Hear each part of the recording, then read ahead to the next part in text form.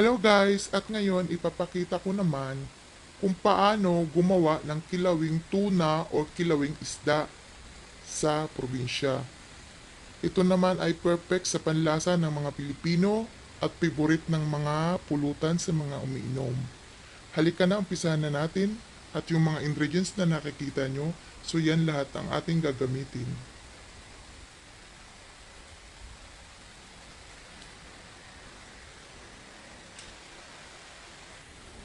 Ito na yung isda, nahiwa ko na ang fresh niya at nababad ko na siya ng suka 3 times. Ito na yung tuna, nahugasan na ito ng suka ng 3 beses para malinis na malinis.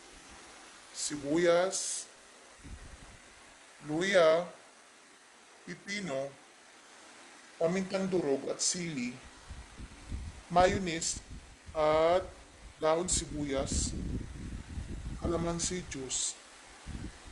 Ito na, umpisahan na natin. Okay, start na tayo.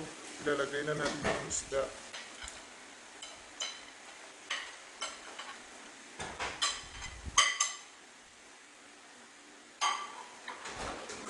Lagay na natin yung kalamansi.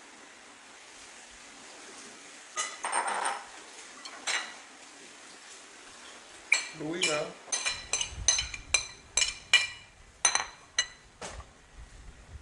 sibuyas,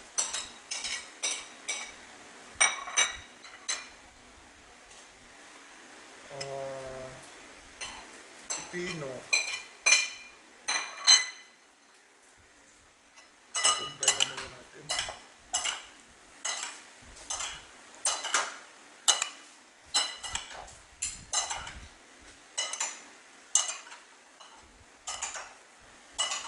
Masarap to pampulutan. Lagyan na natin yung siling paminta durog.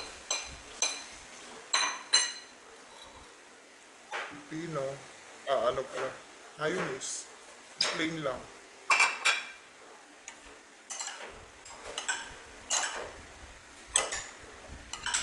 Mas masarap kasi kapag mayroong mayonnaise.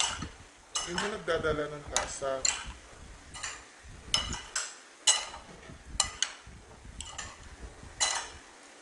Lahat muna natin. Asin.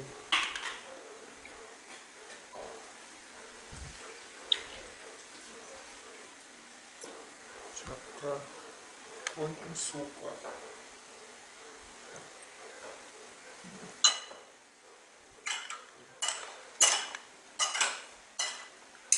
Madali lang siya gawin.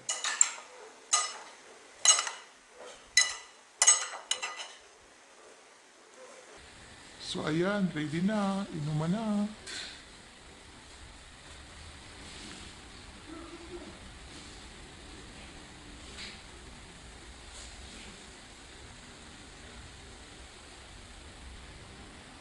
Ang sarap niya, sobrang bango. Fresh na fresh yung isda. Ganyan ang gusto ko sa kinilaw. So ang sarap niya na. Uminom.